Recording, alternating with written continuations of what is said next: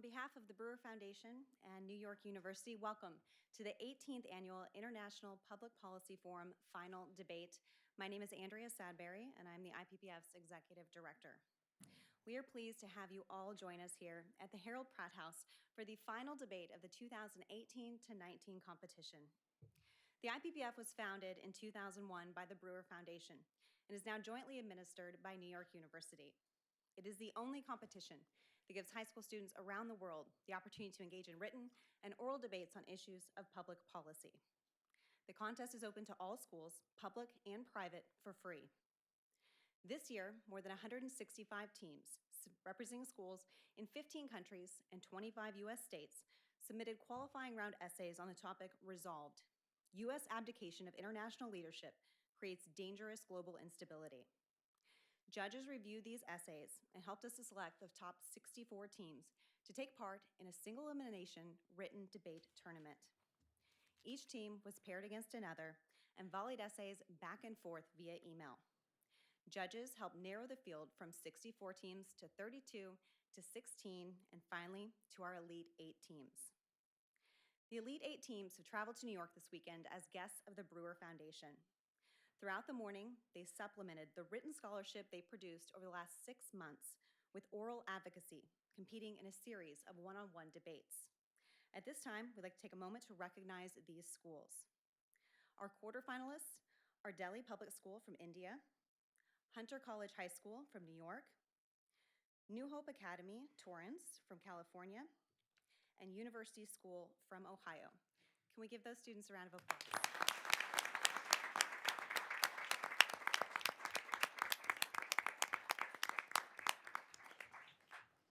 Our semifinalists today were Peak to Peak Charter School from Colorado and Alpharetta High School from Alpharetta, Georgia. Please, a round of applause.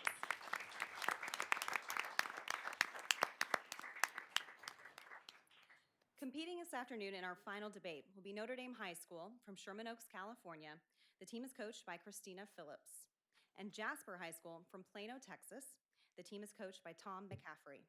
At this time, I'd like to invite our debaters to introduce themselves.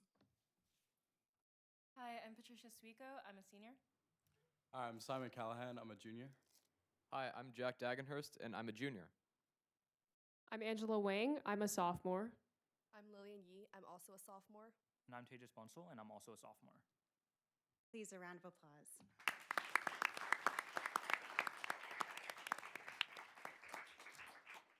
Well, now to introduce our distinguished moderator and judges. Our moderator for this round will be Mr. David Baker. Mr. Baker serves as Director of Admissions at St. Mark's School of Texas in Dallas. Prior to that, he coached debate and taught public speaking for 16 years. Under Mr. Baker's direction, the St. Mark's Debate Program was named one of the 10 most successful programs in the 20th century. In 2003, Mr. Baker was inducted into the National Speech and Debate Association Hall of Fame. Mr. Baker worked with the Brewer Foundation to develop this international competition and currently leads the IPPF's Topic Selection Committee. And I'm not a sophomore. Our judges for this final round include Mr. Will Baker, who is director of the NYU Global Debate Program, which extends debate across the NYU network from Abu Dhabi to Shanghai. He also serves as executive director of the Associated Leaders of Urban Debate. Mr. Baker is an adjunct professor at New York University and head coach of the award-winning NYU debate team. In addition, Mr. Baker is a member of the IPPF Advisory Board. Also judging, Ms. Maggie Berthiaume, who is Director of Debate at Woodward Academy. At Woodward, Ms. Berthiaume has coached the champions or finalists of nearly every major tournament in America. Her teams have also won the state tournament in 5 of the 8 years that she served as director. As a debater, Ms. Berthiaume competed for the Blake School in Minneapolis, Minnesota, and Dartmouth College. While at Dartmouth, she reached the semifinals of the CETA Nationals and was twice a first-round at-large invitee to the National Debate Tournament, reaching the quarterfinals her senior year. Dr. Richard Haass is in his 16th year as president of the Council on Foreign Relations, an independent, nonpartisan membership organization, think tank, publisher, and educational institution dedicated to being a resource to help people better understand the world and the foreign policy choices facing the United States and other countries. From 2001 to 2003, Dr. Haass was Director of Policy Planning for the Department of State, where he was a principal advisor to Secretary of State Colin Powell. Confirmed by the U.S. Senate to hold the rank of ambassador, Dr. Haass also served as U.S. coordinator for policy toward the future of Afghanistan and U.S. envoy to the Northern Ireland peace process. In recognition of his service, he received the State Department's Distinguished Honor Award. Dr. Haass has extensive additional government experience. From 1989 to 1993, he was Special Assistant to President George H.W. Bush and Senior Director for Near East and South Asian Affairs on the staff of the National Security Council.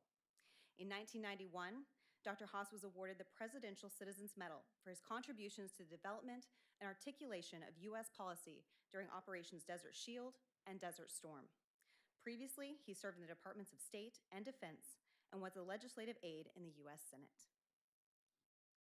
Dr. Ed Lee III is Senior Director of the Alben W. Barkley Forum for Debate, Deliberation, and Dialogue, which houses Emory's nationally acclaimed debate team. He also works with the Glenn Pelham Alumni Foundation. Dr. Lee was the 2015 Ross K. Smith National Coach of the Year and a 3-time recipient of the James Unger Award, which is given to the coach of the best debate team in the country. Before coming to Emory, Dr. Lee served as Director of Debate at the University of Alabama and the Director of UC Berkeley's Bay Area Urban Debate League. Dr. Lee serves as the Curriculum Director and Lead Facilitator for the Social Justice Innovation Institute. He is also a national media commentator for U.S. presidential debates. And last but certainly not least, Dr. John Sexton is President Emeritus of New York University, the Dean Emeritus of NYU Law School, and the Benjamin Butler Professor of Law. President Sexton is a member of the Council on Foreign Relations and of the American Academy in Arts and Sciences. He serves on the boards of the Institute of International Education, the College Advising Corps, and the Trinity School. President Sexton holds 21 honorary degrees from colleges in the United States and Europe. Last month marked the release of Dr. Sexton's new book, Standing for Reason, The University in a Dogmatic Age. Of particular interest to today's proceedings, in 2010, Emory University named President Sexton Outstanding High School Debate Coach of the last 50 years for his work with the St. Brendan's High School debate team. President Sexton is also a member of the IPPF Advisory Board. Ladies and gentlemen, a round of applause for our judges.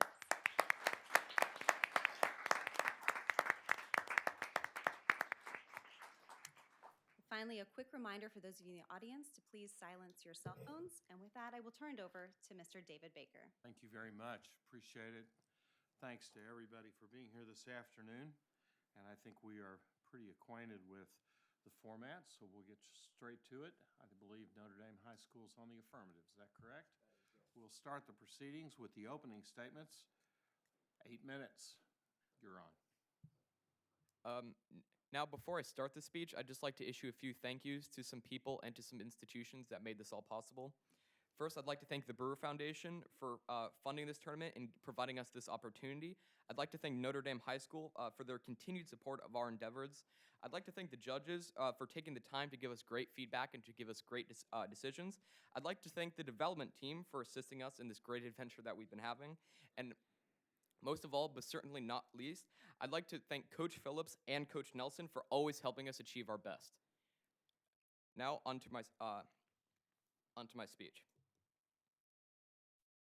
In any moment of decision, the best thing you can do is the right thing, the next best thing is the wrong thing, and the worst thing you can do is nothing. American hegemony has fostered the Pax Americana over a half-century of relative global peace. As President Theodore Roosevelt explains, America is faced with a decision to persevere with the good or retreat in the hopes of an unspecified future to arise. U.S. leadership has contributed to global stability and cooperation, thus creating a peaceful international order. And for this reason, we proudly affirm today's resolution that United States abdication of international leadership creates dangerous global instability. Now, in order to decide this debate and to understand its minutiae and nuances, let's go over the definitions and framework. First, we define abdication as a voluntary relinquishing of the throne. As Richard Haass, or as we like to lovingly call him, Boss Haass, the president of the Council of Foreign Affairs explains, abdication would look like the abandonment of long-lasting and effective treaties and alliances. We define international leadership as economic, political, and military presence. It would and dangerous global instability as negatively impacting millions of people in multiple countries. Abdication would result in an increase of conflict and violence worldwide through the creation of this dangerous global instability, and additionally, other actors simply would not be able and couldn't fill in for America's role on the global stage. Now, on to our first advantage, which is focused on how the US-led liberal international order, or LAO as we will refer to it in this speech, creates peace and stability. The US created the current LIO, thus creating peace and stability for the better part of 70 years. The success of the liberal international order depends upon the steady leadership of the United States, and without the guiding hand of Washington, it would have disintegrated years ago. The US contributes a significant part of NATO's budget, which is a critical amount of funding that maintains the effectiveness of the organization, as other members' contributions simply pale in comparison. The impact of this, it would be a decrease in NATO and thus a decrease in peace and friendly diplomacy. The United States has appointed every president of the World Bank, which approves vital loans to impoverished nations, and the impact of this, mass starvation and depravity in these developing nations. And finally, the United States hosts the General Assembly of the United Nations. We're all here in New York right now. We don't have to walk far to see the United Nations building and understand the true power and true stability that U.S. leadership has provided, and as well as the U.S. contributing 28% of funding to UN peacekeeping, which has engineered the diplomatic consensus of the past 70 years. The United States funding is ultimately leadership of these institutions because it is able to guide and direct this significant amount of funding that it contributes. Furthermore, the United States has financially and militarily led every major intervention to uphold the liberal international order. Examples including in the Gulf War of 1991, led by Norman Schwarzkopf, and the Somali crisis of 1992 through 1993, led by William Garrison. And as I will further explain, the United States' support of the LIO has reaped several benefits. The past 70 years, according to Smith, have seen an unprecedented growth in prosperity, lifting billions out of poverty. Democratic governments, once rare, have spread to over 100 nations around the world, on every continent, for people of all races and religions. And although the period has been marked by war and suffering as well, peace among the great powers has been preserved. There has been no recurrence of the two devastating world wars of the first half of the 20th century. As Dewdney and Eikenberry explain, the United States established and led LIO is based upon the principles of human rights, democracy, and the free market. The United States created these liberal institutions such as the IMF, the WTO, the World Bank, the United Nations, and NATO, which maintain peace through rules and guidelines to be followed internationally. And as Marchante further explains, these institutions are essential to maintaining economic and global stability. According to Ian Johnstone, an associate professor at the Fletcher School of Law, the United States is the only country capable and at times willing to commit resources and make sacrifices to build, sustain, and drive an international system based on international law.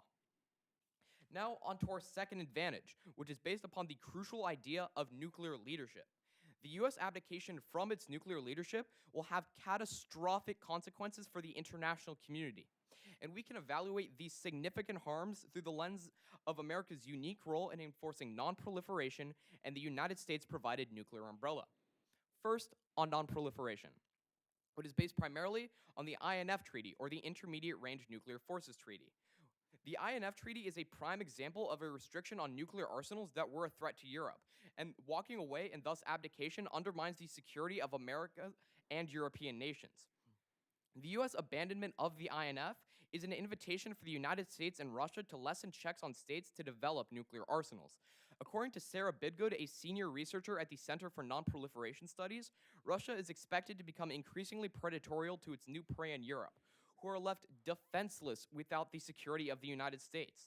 If the U.S. were to pull out of non-proliferation treaties, even further, nuclear war would break out before another actor would get the chance to fill in. The immediate impact of this means that no matter what alternatives there are, nuclear proliferation creates global war, which is immediate dangerous global instability. And when the United States abdicates from nuclear proliferation treaties, dangerous global instability inevitably grows. Thus, the United States maintaining their leadership fosters peace and prevents danger. And this is seen in the liberal international order as well as in these non-proliferation norms. Furthermore, increasing non-proliferation norms and keeping U.S. leadership in this area is crucial for stopping the material of nuclear arms for terrorists, who have never been able to get their hands on even the most primitive nuclear arsenal. But with a U.S. abdication of their nuclear leadership and non-proliferation norms, terrorists are more likely to utilize the bomb because of unchecked decision-making. And disarmament is key to global stability. There are 15,000 nuclear weapons worldwide. This is a great decrease from the start of the Cold War because of United States leadership, but it still is a lot of nuclear weapons. The risk of accident or miscalculation has been high with near misses. And furthermore, the United States has been effective in its nuclear leadership. In Libya, the US and UK halted Libya's 30-year nuclear weapon program in 2003 using their diplomacy. And the fact is that only 10 countries have developed nuclear weapons during America's tenure of leadership, even though as many as 40 have the technical capability. Next, onto the nuclear umbrella and deterrence. Because the United States acts as a nuclear umbrella, it is key to protecting non-nuclear states internationally. Countries know that the US will intervene if threat is present. On deterrence strategy, the US leads in its sheer power of nuclear arsenal, and this deters adversaries because of mutually assured destruction and the fear of a US lashout. If the United States were to abandon its nuclear protection of, say, Japan and South Korea, these nations would feel simply abandoned, and this would lead them to embrace the allure of proliferating. The impacts of the United States abandoning its nuclear leadership are the increased risks of nuclear war, which, if it were to break out, millions of people would perish and societies would collapse. That is dangerous global instability.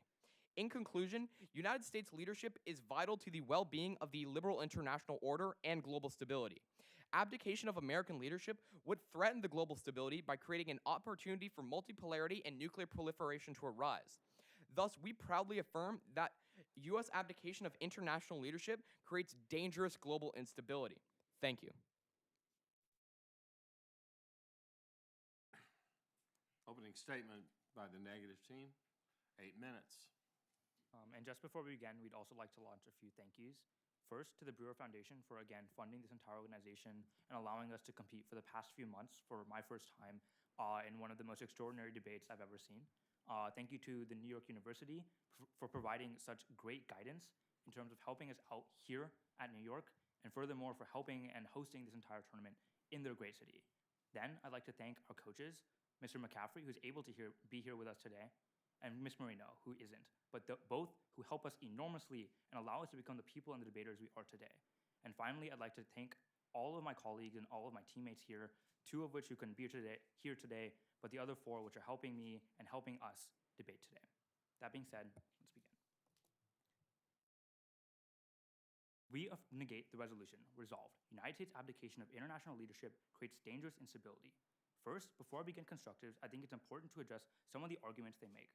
We'll concede that their definitions of international leadership and abdication and dangerous global stability are extremely important, and they're valid, which is why it's absolutely crucial to see that in a negative world, none of that happens, but rather with a rise of power in states, for example, China or Russia, are actually more stable, and that is why we're going to be winning the debate today. But more so on their contentions. First, they argue for their LIO, or their liberal order. They say that the United States tries to protect this world liberal order.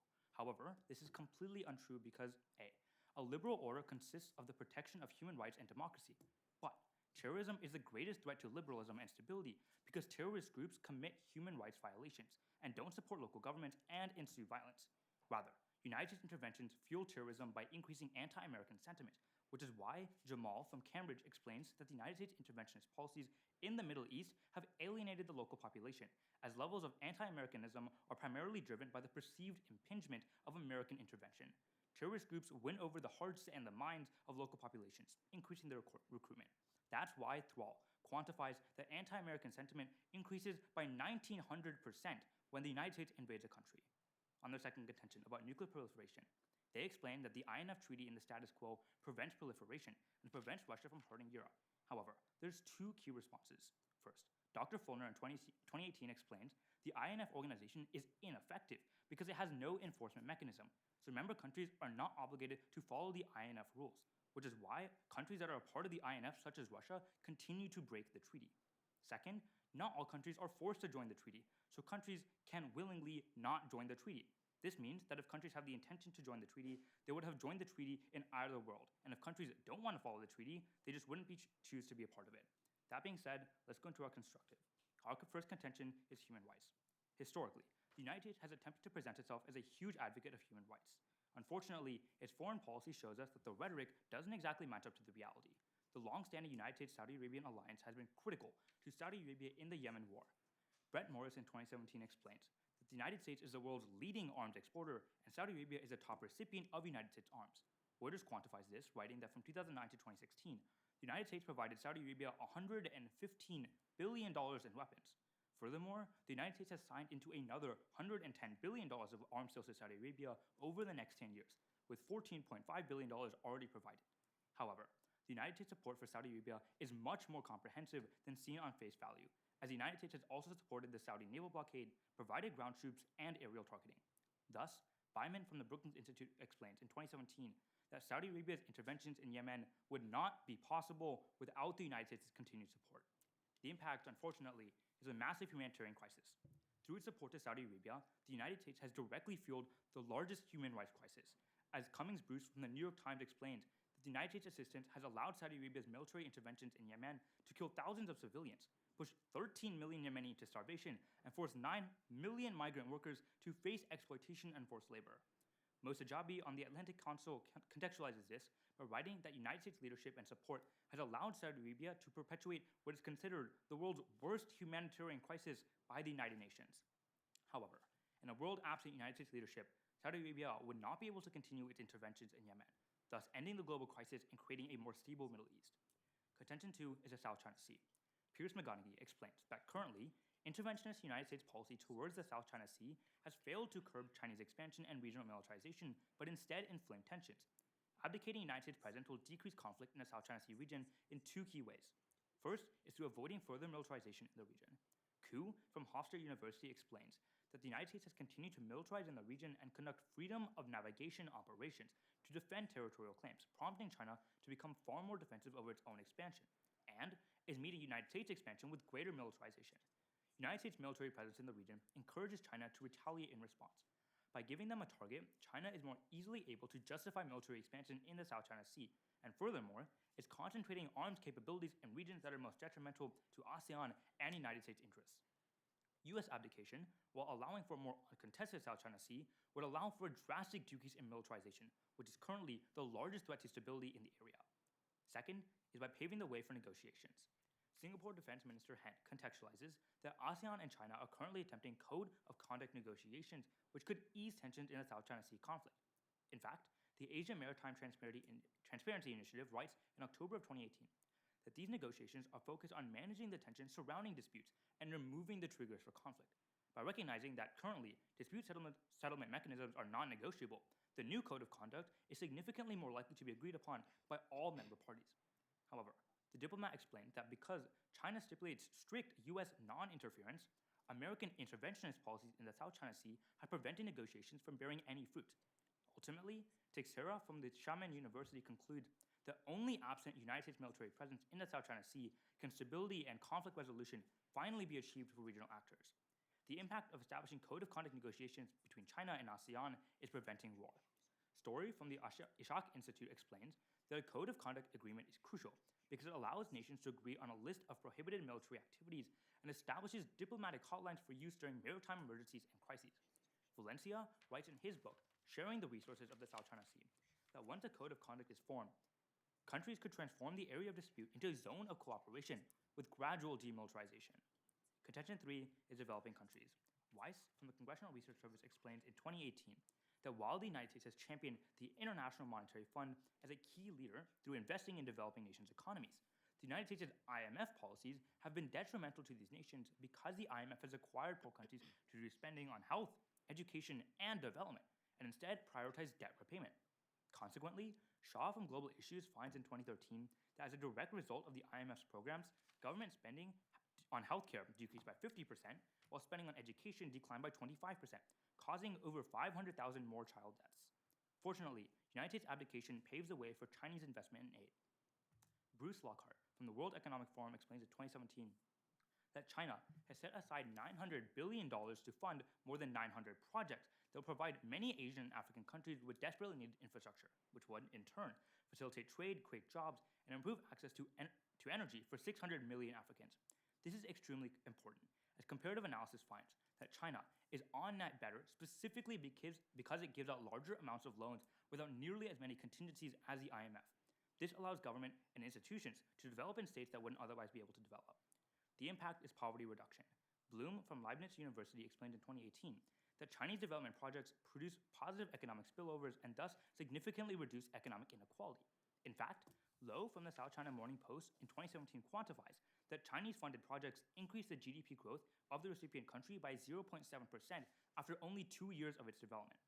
Shumei from the Global Times furthers that China's investment in aid programs have already lifted 700 million people out of poverty. China's plans to continue fueling investment into developing countries would only further poverty reduction. Thus, we are proud to negate. Okay. We'll have a 90-second preparation period for the affirmative to be followed by a 5-minute second speech. 90 seconds.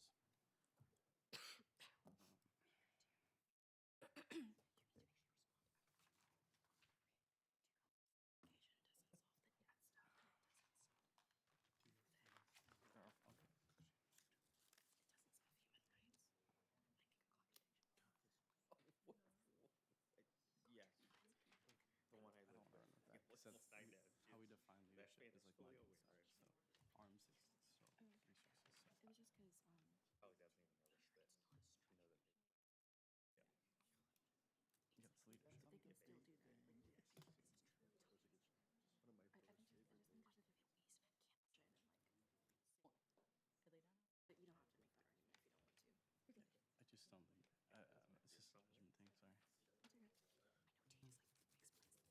But you don't have to make that argument if you don't want to. I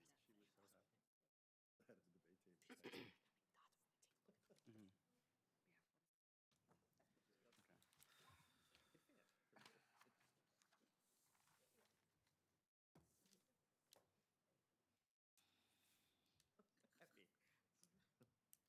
how did you how does the terrorism is that?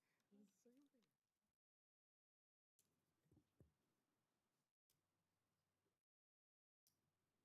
That's time. 5-minute second speech for the affirmative. The voyage of the best ship is a zigzag line of 100 tacks.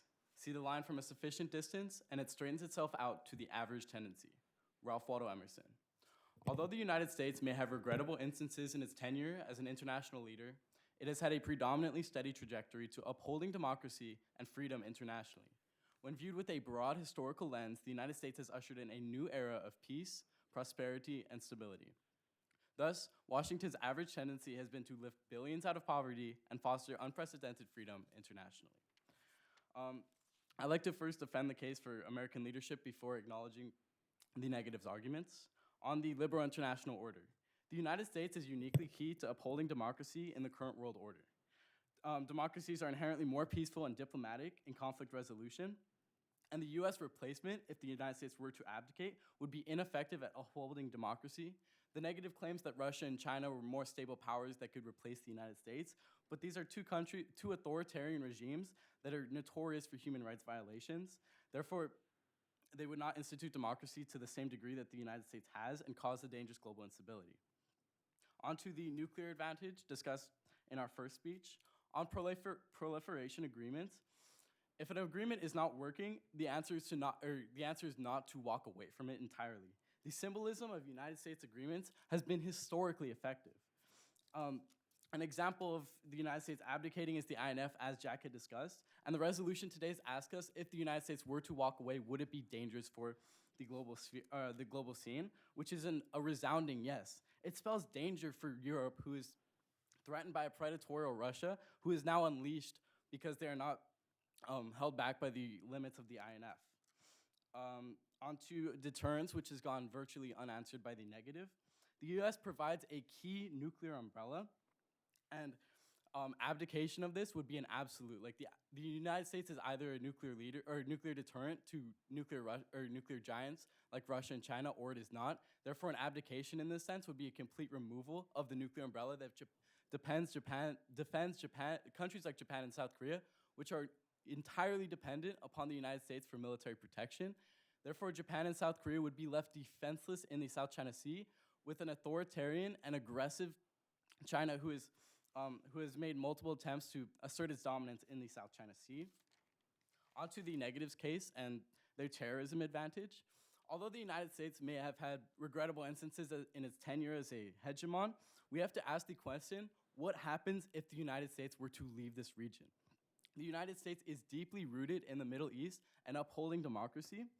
And even though it is not perfect, if it were to leave, the dangerous global instability that to follow would leave a giant power vacuum and poverty that would characterize the region. Onto the HR violations, which the negative has discussed. Although the United States may not be perfect in upholding human rights at all times, the alternative that they discuss is no better. They advocate that China would step up absent United States leadership, and they're notorious for human rights violations and punishing political dissidents. Onto the code of conduct that they discussed that China proposed if the United States were to abdicate this region. It is in China's best interest to do everything that they can to have the United States abdicate its influence in this region so it can assert its dominance basically unchecked. They're on a number of human rights councils and such, and they still participate in the systematic oppression of ethnic minorities and political dissidents. Onto developing countries, we believe that while China is contributing to helping these developing countries, they're ultimately self-interest. These haven't been to uphold democracy worldwide, but it has simply just been to stimulate these countries' economies, and therefore China would benefit from these things. Not everything that the United States does to uphold the liberal international order is self-interested, such as instituting democracy worldwide. Before I end my speech, I'd like to envision the world of the negative because they have not envisioned it for us. In a world in which the United States advocates, it removes its nuclear umbrella, abandons treaties and organizations. Thus, competitive and ambitious powers such as Russia and China would come to dominate their respective regions. And we have to ask the question, what happens to the Middle East in this scenario? Because there's no leader like Russia and China that the negative would propose to step up in this region and uphold democracy and free trade. So we have to compare the two worlds today. In the world of the affirmative, we uphold democracy, the roots that we have established in the Middle East stay, and we have reduced nuclear risk. But in the world of the negative, authoritarian regimes are unleashed, and an uprooted Middle East and South China Sea are left defenseless without the United States. Thank you. Thank you. 90 seconds preparation for the negative prior to the second speech by the negative.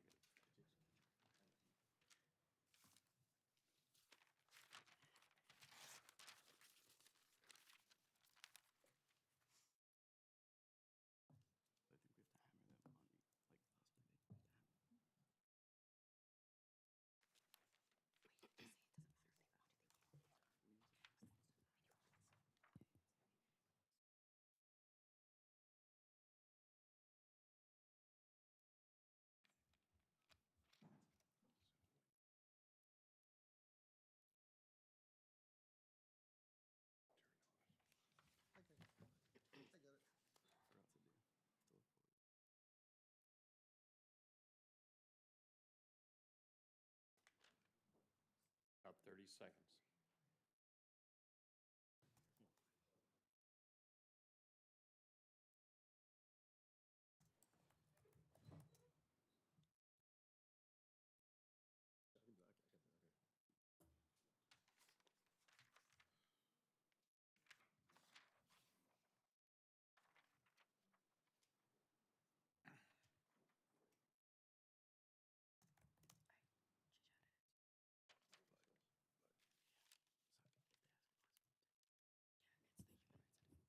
That's time. 5-minute second speech. By the negative, you may begin.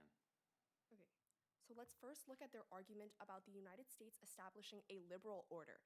However, what they fail to adequately address is Tejas' last response in his last speech, which is that the United States fuels the root cause that undermines democracy in the first place. This is because Jamal explicitly finds that the United States interventionist increases terrorism because it fuels anti-American sentiment, meaning that these terrorist groups are able to recruit local population who have developed a hatred for the United States.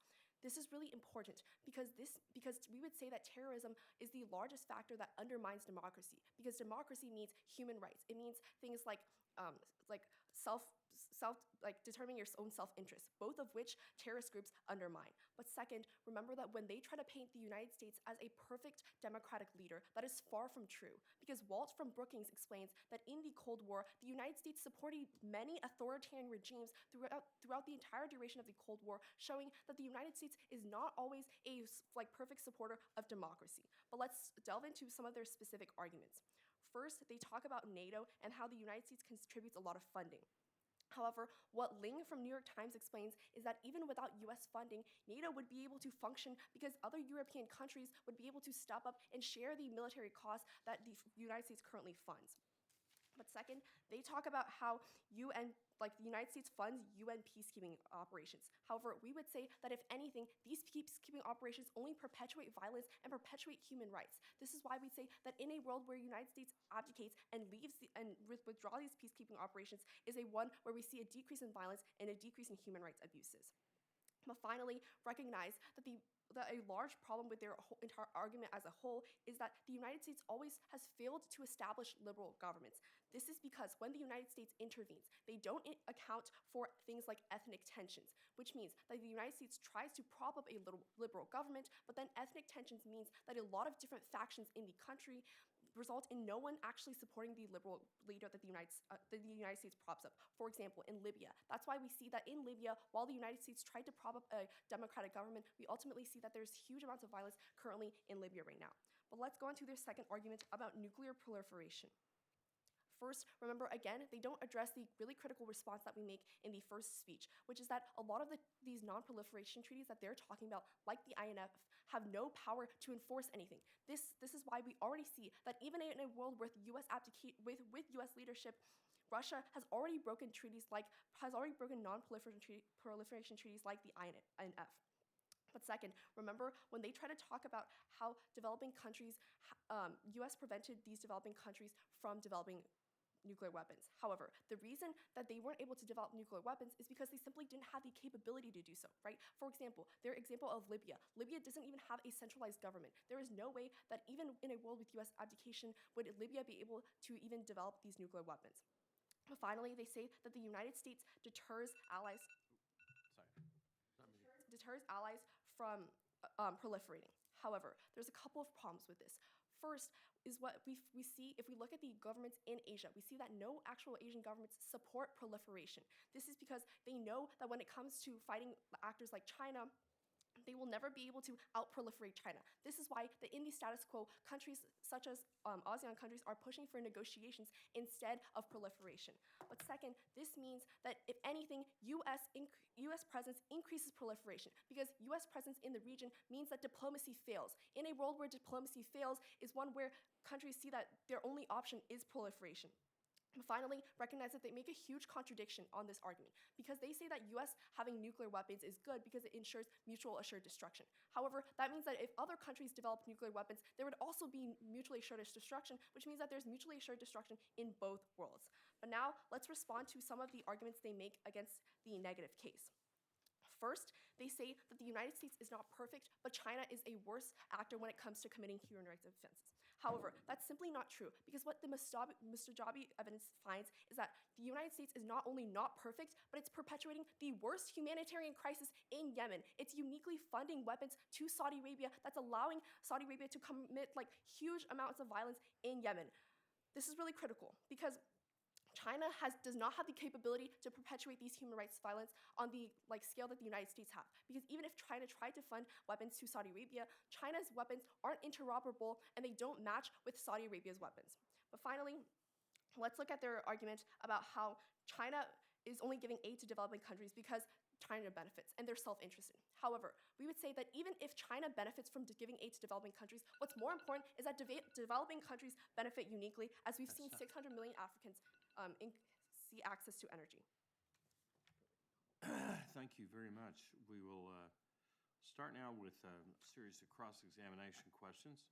First, the teams will cross-examine each other, starting with the affirmative asking a question to the negative. Captains, again, I'd like to ask us to do this in order once through, so that everybody asks, everybody answers, so that we've got those straight, and then we can be a little looser from there to see where the conversation goes. But everybody gets a chance to ask, everybody answers. So, affirmative with a question for the negative. I guess my first question is this idea of how stepping down or abdication resolves things such as debt diplomacy. Like the debt would still remain even after the United States steps down. It's not specifically tied to leadership, as well as the fact that human rights and funding of arms to Saudi Arabia doesn't require leadership, but rather just like selling arms. How does like abdication resolve either of those advantages? So what's really critical to recognize is that we explain that the United States is not only selling arms, but it's leading the effort in Yemen. So essentially, this is because Saudi Arabia would not be able to commit these interventions in Yemen without the United States, which means that the United States is leading Saudi Arabia in intervening in Yemen, which means that by your very definition of abdication, the United States has to withdraw its influence from the region, therefore it has to stop its arms sales under a world of abdication. And on your question about debt diplomacy and why it's uniquely tied to United States abdication, the reason is that currently the states in Africa specifically that are tied to United States aid only receive aid from the United States because it's one of the largest states in the entire world that gives aid. However, considering that United States abdication of international leadership would result in a withdrawal from this aid, the only other actor that these states could turn to is China. That's really good because Chinese aid, or rather, China aid is better than IMF policies because they don't have any of these contingencies, which allow these states to develop and grow without having to focus on debt repayment, which is uniquely beneficial in the negative world. Thanks. Question from the negative to the affirmative. Okay. Sorry, I'll take it. Go ahead. So on your argument about the INF and the United States prevents proliferation, you cite that the biggest nuclear threat that we face is Russia. However, like we show you, because there aren't binding enforcement mechanisms in this deal, Russia has still been able to break all of these rules. So how does the INF uniquely limit the amount of proliferation that Russia can even do? Yeah, sure. We think it's a question of United States perceptive leadership, i.e. when the United States signs treaties. For example, out of the 40 countries that are capable of producing nuclear weapons, only 10 of them have actually done so, which means that the precedent that the United States sets of not using nuclear weapons in the INF does affect other countries. Even if there are some examples of countries straying away from that, as a whole, in terms of comparatively how many could develop nukes, the INF has been effective. Okay, question from the affirmative to the negative. Okay, so I'm just trying to envision a world of abdication under the negatives case. They cite Russia and China as potential leaders without the United States, and sure, they may be able to lead their regions even if they are self-interested, but my question today is, what happens to the Middle East and Latin America and Africa that do not have these regional economic powerhouses to lead them? So I'm glad you asked that question. China and Russia are uniquely able to fill a gap only in situations where they can fill the gap. The issue is, for example, in the Middle East, in Saudi Arabia, China and Russia can't fill the gap for a couple of reasons. First, they don't have the capacity to do so. Currently, the United States maintains a military-industrial complex that is larger than any other countries in the world. This allows them to uniquely provide the amount of aid that they do to Saudi Arabia to perpetuate this human rights crisis. But second, that the arms that Russia and China would be providing to Saudi Arabia would not be interoperable with current United States infrastructure. This is important because right now, the United States sells, for example, F-15 aircraft to Saudi Arabia. However, if the United States abdicated, Saudi Arabia would attempt to get the missiles for those F-15s from China and Russia. The issue is that when it comes to that hardware and that technology, it's incompatible, meaning that they couldn't even use it if they wanted to, which is why abdication is uniquely beneficial because Saudi Arabia would no longer be able to perpetuate one that threatens 20 million Yemeni That's people. time. Question from the negative to the affirmative. So in your first contention, you explained that decreased funding for NATO is bad. My question then is that in a world without abdication, for example, in 2014, what happened, or rather, what was the NATO response to a Russian invasion of Crimea? Yeah, I can answer this one. The fact is that without NATO, I believe that Russia would have gone far further into the Ukraine and into Crimea than without the presence of U.S. leadership and U.S. participation within NATO. Because the fact is that without NATO, NATO has been for 70 years a consistent bulwark against the Russian threat against Eastern Europe. against Crimea or against the Balkans, against the Baltic states. So the fact is that without NATO, I truly do believe that Russia would have gone further into Ukraine and Crimea. So what exactly did they do? Was it just like a strict reprimand, or just like, no, we don't like that? Or did they put troops down? Okay, well, NATO currently does have a forward deployment of troops in Eastern Europe. Currently, the U.S. Military presence in Europe is 70,000 troops, about 26,000 Department of Defense civilian contractors. So the fact is that, yes, there were troops on the ground. Okay. I like Question that. from the affirmative to the negative, and Yep. the negative needs to be you in the middle. You need to answer. Go ahead. In your second speech, you condemned the United States as leadership in UN peacekeeping as causing genocide, but could you provide a specific example of when U.S. leadership in UN peacekeeping has caused genocide? Because I can provide a historical example, the 1995 intervention to stop the Bosnian Muslim genocide, when United States leadership in UN peacekeeping actually prevented genocide. So could you provide just a historical example of when the U.S. actually caused genocide because of its leadership in UN peacekeeping? Our argument is not that UN peacekeeping operations creates a genocide. What we are saying is that when peacekeepers go into the region, they prolong the conflict, right? Like their strong presence is only fueling things like conflict, which is why we see that peacekeeping operations, like in a lot of areas, have simply not been effective. Not that necessarily that they are like going to perpetuate a genocide. And if I could just Question from the negative to the affirmative. Okay, so in regards to your second contention, you say that without US leadership, Libya would have been able to proliferate.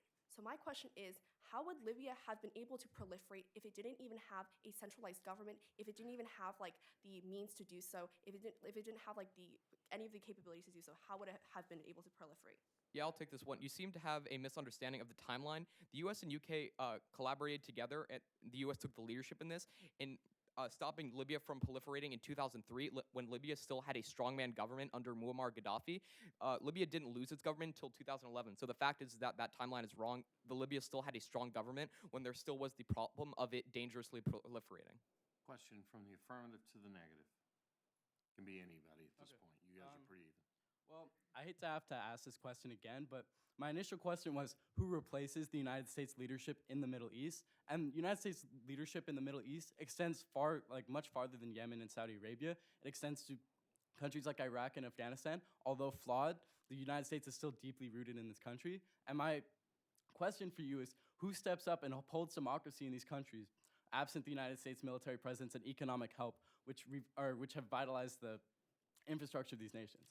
Yeah, so I think an important thing to address is like an assumption that you make. So you assume that so long as the United States is within the Middle East, they're going to somehow magically be able to uphold liberal democracies. But like Lillian gives you an example, the country of Libya is a perfect example of why America's attempt to establish democracies in the Middle East isn't always that effective. We first overthrew Muammar Gaddafi, then wanted to establish liberal governments. But even after all these years, we see that they're still broken up into ethnic tensions and factions where they can't decide on one single government. The reason why is because when the United States intervenes in the Middle East, they don't have like a coherent policy, and they don't understand that ethnic tensions means that they're never going to support one centralized leader. So I think that's the important distinction to make, is that even like if the United States does step down from power, it's not really going to change the dynamic or make it worse, because even under United States leadership, if anything, we're perpetuating the conflict by making terrorism worse. We're going to stop there. And thank you all very much. That was very well done. We will start with the questions from judges. We'll let this go as best as possible. But again, all three members should answer a question before anyone on the team answers twice. Okay, do we understand? Okay. With that, they're all yours. Want to ask the first question? Yeah, I'll ask a question. I'm going to ask one for each side. Jack, in your opening quote, you said something that the right thing's better than doing the wrong thing, which is better than doing nothing, or something to that effect? Yes. So is doing nothing, couldn't that not be worse than doing the wrong thing? In the case of Rwanda, when the United States didn't act, or in the case of Syria when we didn't act, wouldn't that be an example that doing nothing is worse than the wrong thing? Yes, the worst thing is the worst thing is doing nothing. The fact is that when the U.S. didn't intervene in Rwanda to stop that genocide in 1994, that was an abdication, and that was a stepping down of U.S. leadership in Africa. So the fact is that even if Bill Clinton had taken the initiative to intervene into Rwanda to stop that genocide, even if he had done the wrong thing, and even if some casualties had been sustained, that would have been better than doing nothing. Okay, I think your quote, though, said that nothing was the worst thing. Did I miss that? You might want to rethink that quote, unless I misunderstood. I had just one question for Jasper to start, which is you talk about U.S. interventions fueling terrorism, which is bad for human rights, and on occasion that's true. How would you characterize the 1990-91 intervention after Saddam Hussein invaded Kuwait? The United States took the lead in intervening.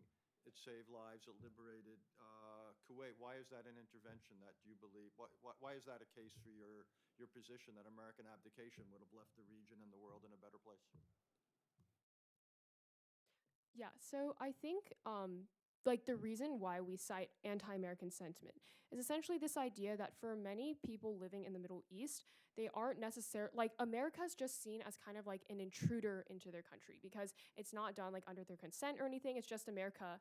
But that was done with UN resolutions, and you had most of the Arab countries participated in the coalition.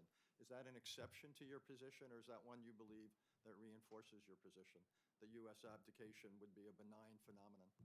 So I think that there's a difference between like general trends of like how America works and then specific like instances. So what I would argue the general trend that we see in the Middle East is this general idea that there are underlying ethnic tensions that make supporting like centralized governments and just like that's like generally the reason why a lot of conflict is fueled and even why terrorist groups are able to recruit people so much. But is that intervention an exception to your position, or is that one that you believe buttresses your position? So I think that within the region, we can't say that terrorism is completely taken out. So I would say that like does show that like instance does show that the United States wasn't completely successful in outrooting terrorism. Do you think the region would have been better off had the United States abdicated at that moment? I'm just trying to understand your position and your argumentation. Yeah, so essentially, if the United States hadn't gone in to ensue more violence, then it would have been less violent. So let me take a crack at telling you where my mind is so you can at least try to win my ballot. So there's a concept, a new statistic in baseball, which is called WAR. Not the same war you've been talking about. Wins against replacement. Okay? And I'm seeing the debate in those terms. You say that if the United States abdicates, the replacement scenario is going to be worse. And you say the replacement scenario will be better. Now, if I'm understanding the cases correctly, what the affirmative is saying is that, as you said many times, though not perfect, the leadership, and I'm distinguishing here, here's where my question is going to come from, the distinction between something called leadership and something called action without the need to lead. And you're saying that the leadership adds something over action without insisting on being the lead. Provides some good, and if that leadership goes away, there'll be vacuums that will provide some bad. And you folks are saying the leadership actually causes loads of problems. And, you know, if we want to act, we can act in a more targeted way, maybe with UN resolutions and so forth. And who cares about the resume entry for the United States? So that's what I want to focus on. Okay, so out of that comes a question for each of you, and I'll shut up, okay? But that's where I want to see which of you convinces me on the war statistic, okay? So they say all of your good things that come, the United States could still keep doing them. It just doesn't have to have the resume entry. It can be more selective. There's not necessarily going to be a vacuum. And they say, so my question to you is, how do you answer that? And then to the negative, the affirmative says, there's one special thing about the order that Richard Haass and people like him built over the last 70 years, and that was that it was done out of principle, sometimes against interest, sometimes with no self-interest, and that gives a moral authority to it that you're going to vanquish with your abdication scenario. So why is feel free to correct my restatement of your position in a minute. You did it much more nuanced, complex, and much more eloquently. But that's my statement of where the debate stands, and I'd like to hear each of you comment on it. First, I'd like to clarify our definition of abdication, which the negative has also agreed with. They have defined it as completely pulling back economic, political, military power, i.e., for example, pulling out of treaties, pulling out of alliances, which would include things Does such that as mean military and economic activity goes to zero?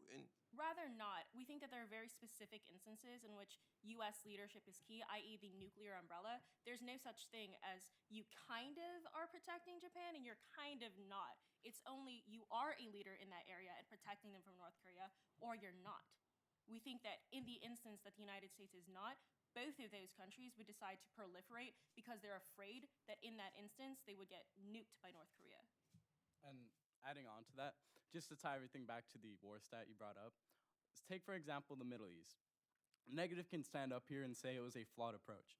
Sure, our intervention in a very tumultuous region may have some flaws, but we have to ask, what is the alternative and is it better?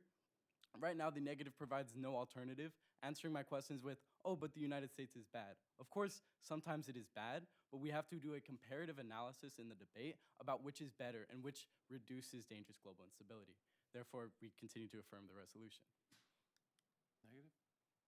Okay, so I think that our narrative in response to the affirmative arguments is that the United States interventions have been very failed because they are the root cause that undermines things like democracy. Because United States interventionism increases terrorism by increasing anti-American sentiment, that is the root cause that is undermining democracy, showing that the United States leadership in these areas is not only flawed, but really is undermining the very goal that it's trying to promote. Now, in response to what the negative was saying about a world without the United States, we would say that that is comparatively better. For example, take Saudi Arabia. In a world without the United States leadership, Saudi Arabia would no longer be able to intervene in Yemen, and that would stop the world's largest humanitarian crisis. But furthermore, we would say that in a lot of regions in the Middle East, the United States is the one perpetuating the conflict, meaning that in a world where the United States abdicates is the only world where things like peace talks can actually happen. Okay, questions from the panel. Maggie? Yeah, I'd like to ask a follow-up about that last thing if you're willing. So I think the sort of conversation about the Middle East, there's sort of the Saudi Arabia portion of the Middle East, which I think you've addressed, or the Saudi Arabia portion of the world, which you've addressed pretty effectively. I think the question that I think Simon originally asked was sort of who fills in the Middle East, and my understanding of your response is that sort of no one fills in for the U.S. role there, and that's a good thing. My question is sort of, it seems like your response to that was premised on the idea that the U.S. was misguided in getting involved in Iraq and Afghanistan. But obviously we did do so. And so I want to know sort of what your description of the world would look like if the U.S. were to stop being involved there now. And I'd love it if you could be specific, because I think that the affirmative has been pretty specific about how U.S. pull out right now would be bad, even if you're right that initial involvement was also not great. So for example, addressing Afghanistan, the Taliban says that it's only going to engage in peace negotiations and peace talks if the United States pulls out of Afghanistan. So that's because the Taliban uniquely sees the United States as a huge threat, showing this shows a comparative world that is better, because when US abdicates, we can see peace talks in Afghanistan, which ultimately resolves a lot of the conflict that is currently occurring in Afghanistan. So your assessment is that the outcome would be that we should treat the Taliban in this case as a good faith actor and allow those peace talks to happen? Right, because the Taliban has specifically said that only in a world where the United States leaves Afghanistan will it engage in peace talks. Okay, thanks. Will, Ed? Yeah, so I have a couple of questions for the affirmative. I'm interested in, first question, countries like Germany, Japan, South Korea, democratic institutions, do you consider them participants in sustaining the global liberal order? We would consider them participants, but not necessarily leaders. Okay. Could the United States be a participant in the global liberal order even when it decided to abdicate its leadership? Well, the thing is, the unique role of the United States, it has founded and maintained these institutions, and because it led these institutions, abandoning this leadership would mean abandoning the agreement altogether. Other countries may participate, but they have never led, and therefore they can just participate. The United States, because it has led and maintained these orders, leadership would look like promoting these institutions would be a continued form of leadership. Would you mind if I added on to that? I think it's a question of both capability and will. The United States has the largest military, the largest capability in terms of economic. It has the highest GDP to be able to fund most of the global institutions, which is much higher than countries like South Korea and Japan. We also think that there's no other country that's willing to put so many resources out of their own domestic affairs to intervene in a country or in countries in the Middle East. So are you saying that, because a lot of your liberal order arguments are around budgetary allocations for NATO, for the World Bank, for peacekeeping forces, that other countries would have no interest in funding those initiatives without the United States taking the funding lead? Rather, we think it's a question of capacity, right? Because the United States does have the highest GDP in the world. One other question, final question. What is the United States doing now to stabilize the Middle East? Currently, the United States is still maintaining its troop levels within the Middle East.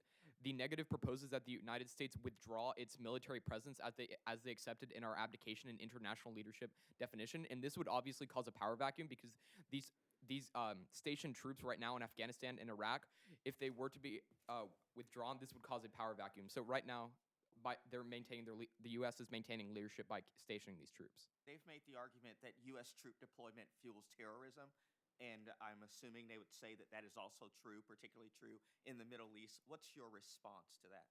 I think that even if the United States has created terrorism, that's a question of what has happened in the past. I think that right now, when you're evaluating this debate, it has to be a question of the fact that we have already created terrorists. We just need to figure out what to do with them, and it's just a question of an actor who is willing to invest the amount of counterterrorism resources that the United States has done in the status quo to be able to lead in the Middle East in terms of counterterrorism efforts. I also think that if the U.S. would leave, the governments would simply just collapse, which would enable a terrorist takeover, i.e. they would be able to essentially run the governments of these countries. Will? A question for the negative. What is the most important, devastating argument that these brilliant panelists are missing right now that you all are winning and the other side is conceding? I think that there's two very big ones, both of which you cannot ignore. First, as we've been talking about extensively, is the fact that United States interventions uniquely cause an increase in terrorism, which would not happen if you were in the world of the negative, which saves countless lives and creates stability overall. But second, more importantly, is that Chinese aid, for example in Africa, is uniquely more beneficial than United States-led aid through the IMF or through United States aid because it allows African countries to rebuild their economies and rebuild livelihoods without having to focus on debt repayment. And that's really important for stability, which I think pretty much goes unresponded to on their side. I assume that the AF also thinks there's some things that might have been conceded that are obvious reasons why you have now been victorious in this round that you'd like this panel to think about. If you can mention one, that'd be great. I think, do you want to answer Simon? Oh, let Simon go. I'll take, so I think the biggest thing that has been glossed over by the negative is the nuclear umbrella that the United States provides. No matter what way you cut abdication, abdication, or if we were to abdicate, we would have to cut this nuclear umbrella. And considering that China and Russia are two very territorial and aggressive nations, if without the protection of the United States, they would be far more likely to invade countries like Japan and South Korea, who are entirely militarily dependent upon the United States. Others? I was just gonna, I'll be honest here to those of you from Jasper. As you know from, if you've read my stuff, my inclination is more towards the other side. You obviously know that. I've spent 45 years working on the other side, so I thought I should put that out there. But I understand this is a debate tournament, not a foreign policy competition in the narrow sense. But I want to push you on two things. One is because it seems to me it's one thing to be critical of the United States and say that at times we've been counterproductive. And I tried to get at before, I don't want to revisit it, the question of when you think U.S. interventions or U.S. leadership has been productive. Because I would find it hard, unless you're prepared to say that for 70 years, no aspect of American leadership has been productive. I assume you do not want to have across-the-board abdication. I assume you favor selective abdication. Or tell me if I'm misunderstanding you. Or is your position that for 70 years the United States has not gotten it right and the world would have been a better place had the United States put its feet up and sat in a Barcalounger for 70 years? So I think the answer is, interestingly enough, a combination of the two, in that it requires abdication, and I would argue almost complete abdication from international leadership. But more importantly, for example, in the select instances that you bring up, the biggest thing that is like incredibly important for the negative is that if the United States were ever to once again take up the mantle for any instance whatsoever, the negative world allows for a more guided intervention and a more guided instance of leadership that is currently not available in the status quo. As a unipolar leader, the United States currently has no contenders, or rather no guidance when it comes to international policy, and their dominance allows them to pursue these policies that increase its stability. Okay, so let me just follow up then on two things, if I may. You're quite critical of American presence in the South China Sea. And you seem to think that a code of conduct would only come about if the United States pulled back militarily. Why are you not critical of Chinese behavior? For example, the Chinese president promised China would not militarize the South China Sea, and they had. And why do you think a code of conduct would only come about after American military withdrawal when codes of conduct in other parts of the world have come about precisely because there was not a military withdrawal? Codes of conduct are premised on the presence of military forces and want to avoid incidents between them. So the code of conduct in the South China Sea, in this case, have two facets. First, as you explained, obviously they want to avoid militarization and conflict.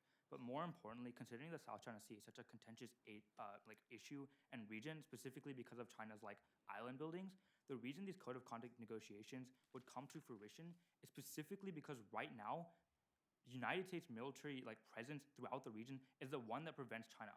For example, you once again rightfully explained that Xi Jinping has said that he would not militarize the South China Sea.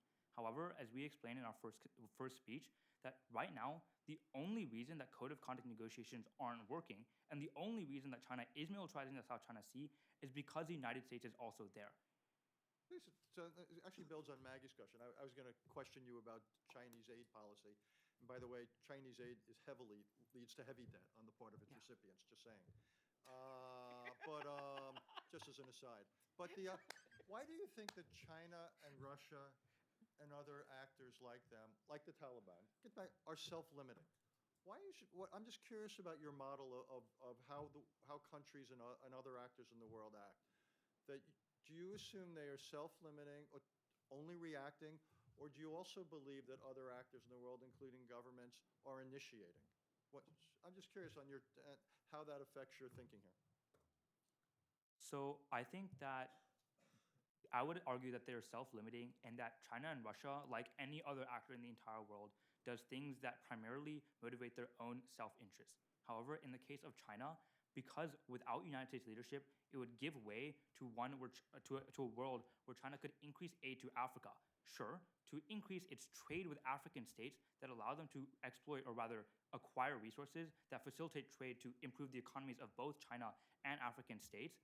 they would forgive this debt as they've done so in the past to continue this trade, which is really important because the China does not demand debt repayment like the IMF does.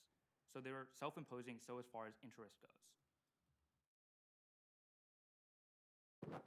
So the questions by the other panels have helped me. I only do debate 2 hours a year now, and that's been the case for the last 40 years.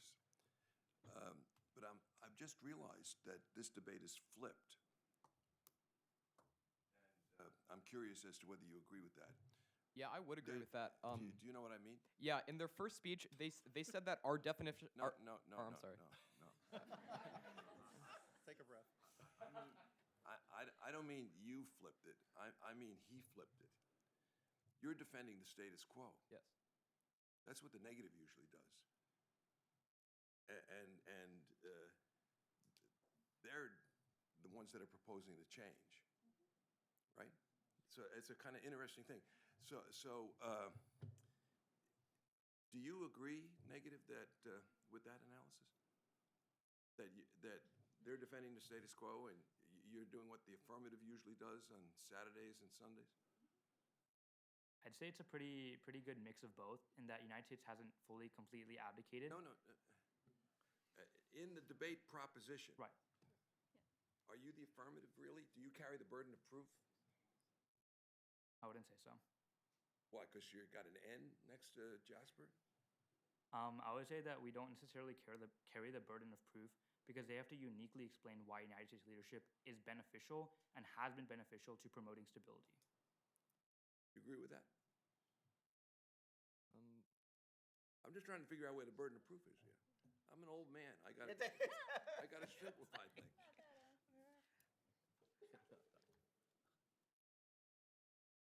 Yeah, I think we would agree that the United States, or that we have to prove that the United States is uniquely key to upholding stability, and I believe that we have through our examples like the nuclear umbrella and the liberal international order. How is it that am I right that you're creating a scenario where the United States essentially is reduced to inaction?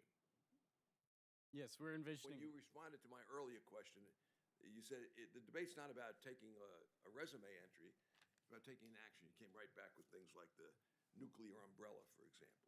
Yeah. TPP went on without the United States, right? A lot of other stuff would go on without the United States. So I'm just trying to figure out do you think that they have to defend a world without the United States activity, even in concert, where the United States not in the lead? Sorry, I disagree with the characterization of what exactly we define abdication as.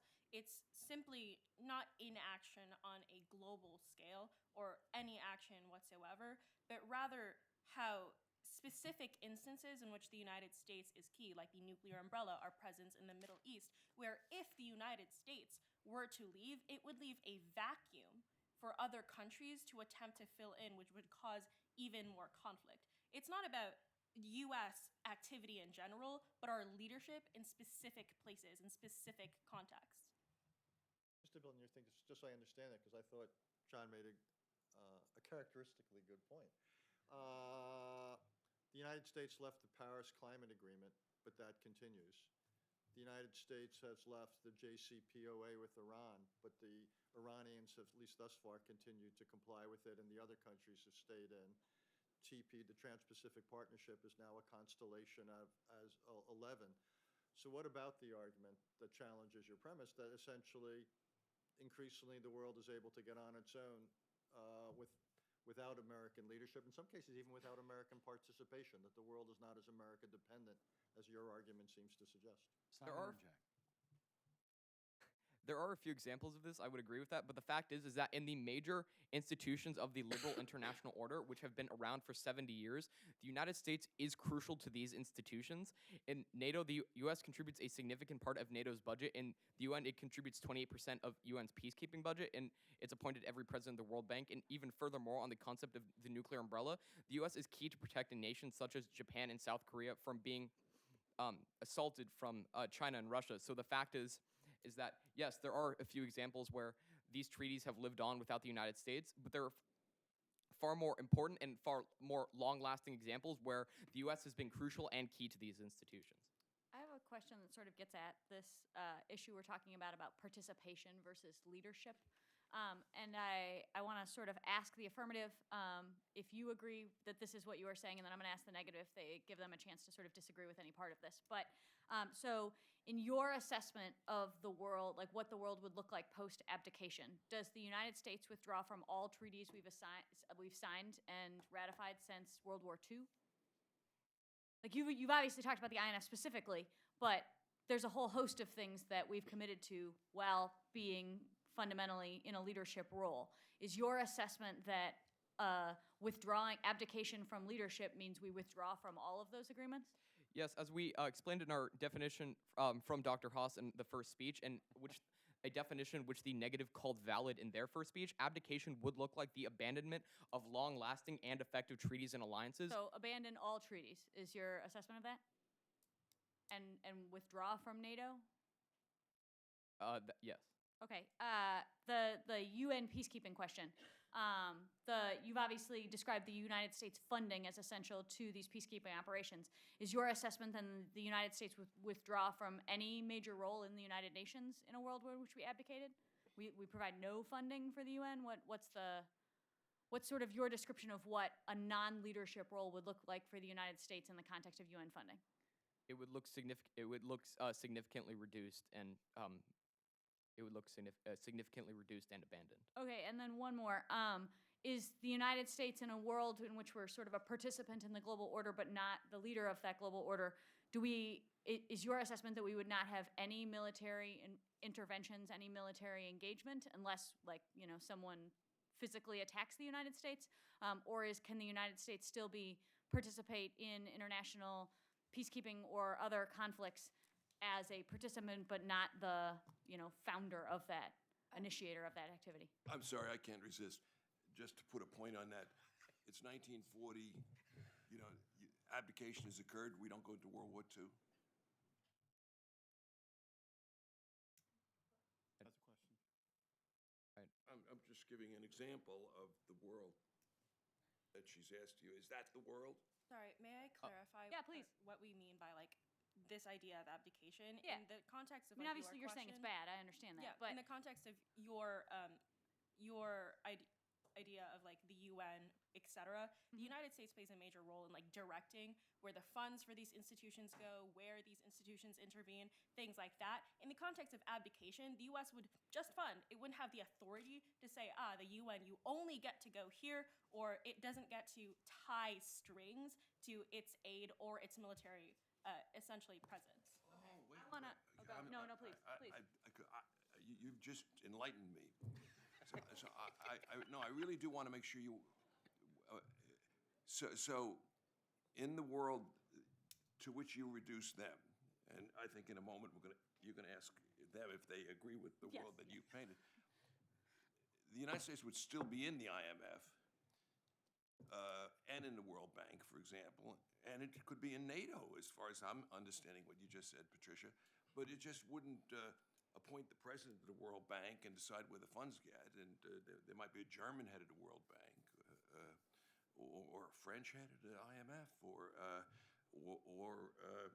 the Supreme Allied Commander might not be an American general. It might be Britain's going to need to do something. There is a French head of the IMF. I know there is. That was a joke. Was that a joke? Yeah, Okay, I said that's even. That's why I said even. Okay. So, and they could assess us the same amount based on GDP. Right. So that's what I was trying to get at, much less eloquently earlier. The difference between the resume entry as leader and activity, and that's the balance between the two sides that I'm trying to strike as win against replacement, and I'm still trying to figure out who has the burden of proof. So Neg, We've got about a minute. Okay, the Grand AF has total. said So- that you're defending withdrawal from NATO.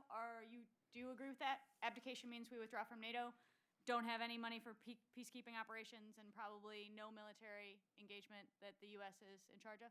So we would argue that in a world where the United States completely withdraws from NATO, as they say as their definition. But is that what you are describing? Like, is that what you think would be a good thing? Yes.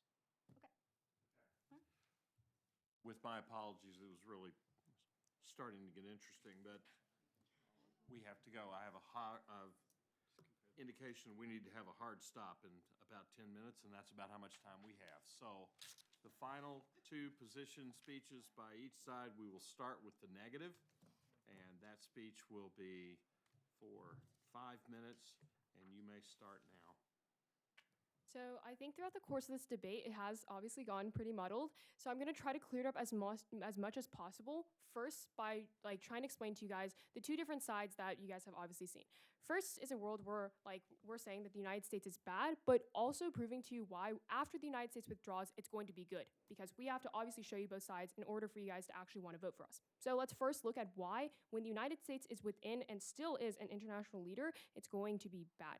So first, let's look at the region of the Middle East because that seems to be a major focus. So what we explained to you is that the reason why when the United States is within the Middle East is bad is because we go in without a very coherent strategy. We go in assuming that so long as we are willing to provide a liberal government and put in place, it's going to be accepted and it's going to be stable.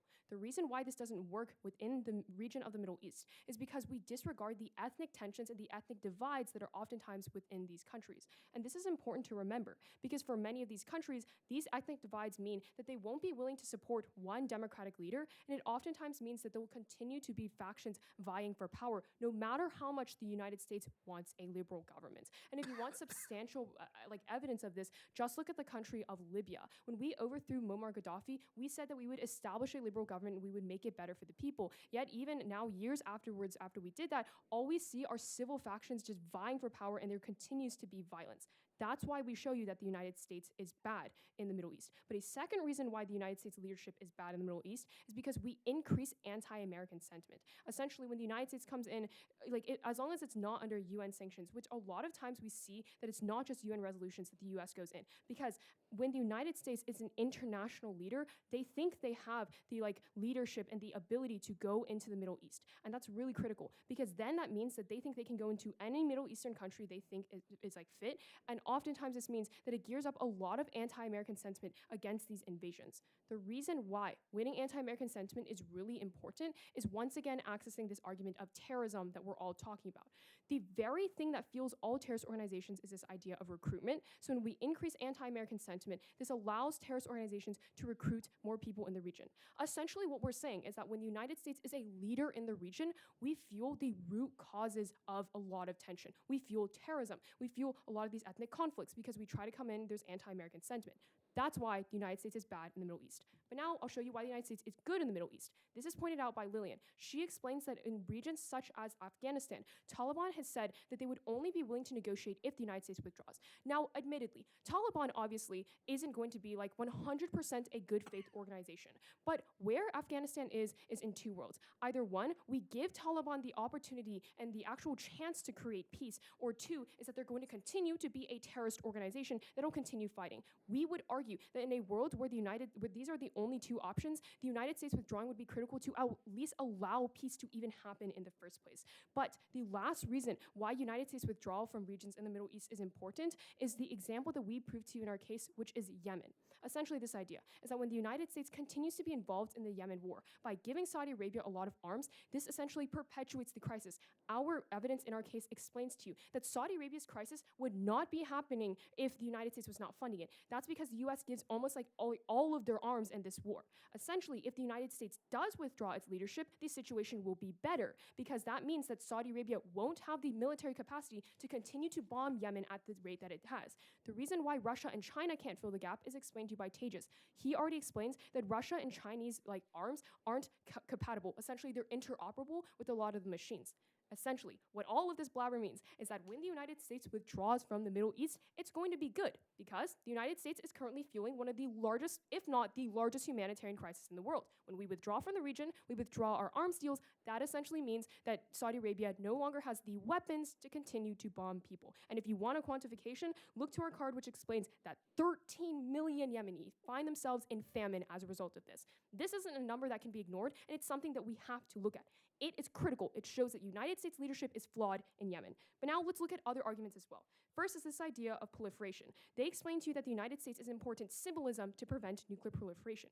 But once again, understand that the only way that nuclear proliferation is important is if these nuclear weapons are obviously used against each other and we go into war. But the important thing to remember, even though they talk about the United States as important as symbolism, is that mutually assured destruction, this idea is maintained in any world. Even if these other countries, even if the United States withdraws from the deal and other countries get weapons, in any world, no country will use nuclear weapons, so this isn't important. But finally, let's look at this argument about China and dead trap diplomacy. Remember that we already explained that 700 million Africans are given electricity and are helped in this world. The United States has not been able to aid Africa at this capacity. That's why it's critical to negate. Affirmative.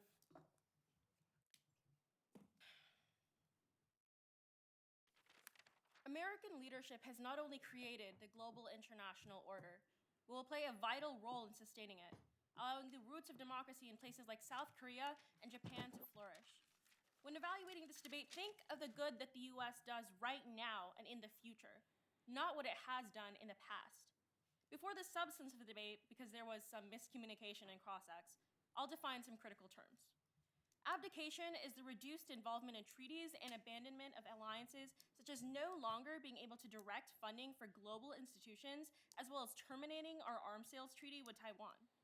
There are two main questions that have to be answered in order for you to decide this debate. The first is the world better off with US leadership?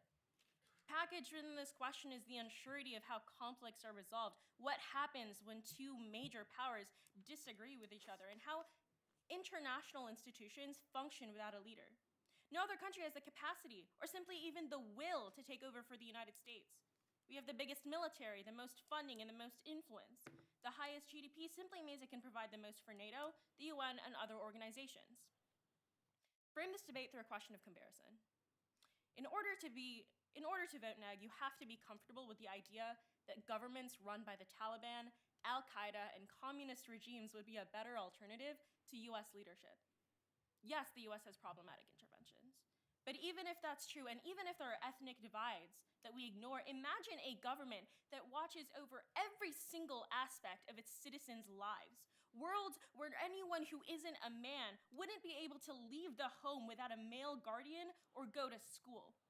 To vote neg, be comfortable with the people that broadcast their public execution rulings ruling over the Middle East.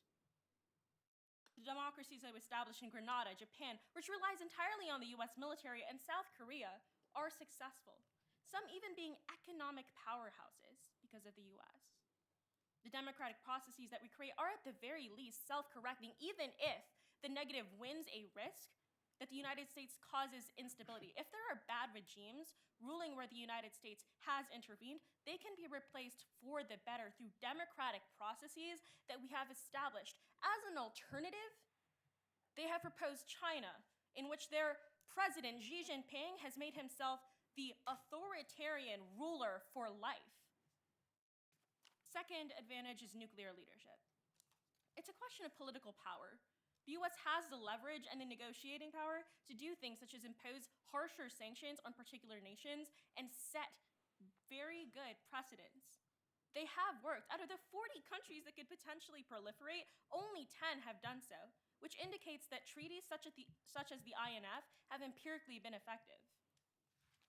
Next is the nuclear umbrella. Japan and South Korea have little or no military capability. Even if the US would abdicate, imagine how afraid they would be with North Korea looming right over their heads. They would perceive the abandonment, and things like protection from nuclear destruction are not things you can not do, but kind of do, but also not do. They are absolutes. Uncertainty would enable both of these countries to proliferate, causing a breakdown of non-proliferation norms. And the more nukes, the higher the stakes of conflict and the higher risk of incidents. The second question is, what is the alternative to US leadership? Is multipolarity feasible? Like children fighting over toys, US decline would prompt global aggression, and regional powers would fight for dominance. These would include Russia and China, who they have cited as potential alternatives. Russia is aggressively challenging NATO's power in the Balkan Straits. China has pointed conventional nuclear weapons at Taiwan, invaded the South China Sea. dappled with a North Korea that is authoritarian and inherently totalitarian, oppressing ethnic minorities. Think of it like this. The Ned can win their terrorism arguments. The US can do bad things, but there's no one better. They may make the argument about terrorism, but the root cause at this point doesn't matter. The terrorists are there. US involvement still largely prevents things like border conflicts. The US serves as a critical deterrent to Middle Eastern countries, and without it, a power vacuum would emerge, and each country would vie for power. Once again, this is a question of what happens now. If the US leaves, the governments that it supports would simply collapse, and the terrorists would be able to run it for us. Thus, we proudly affirm the resolution. US abdication would leave massive power vacuums, a collapse of nuclear non-proliferation norms, and a new and unmitigated war with multiple countries. Thank you very much, both teams.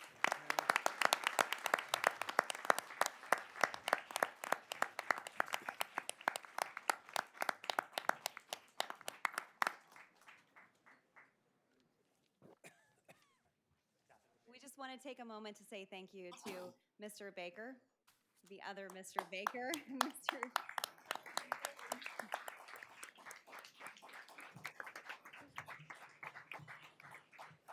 Dr. Lee, Maggie, Berthiaume, Dr. Sexton, and a special thank you to Dr. Haass, whose writing has been referenced again and again throughout the course of this competition. We are honored to have you here today.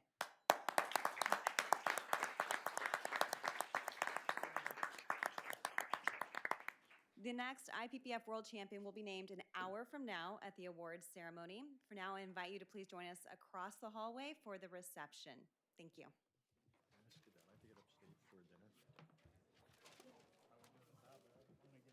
I would give it to Notre Dame. The more, but I thought. Thank you. I wrote down a couple of things, but I thought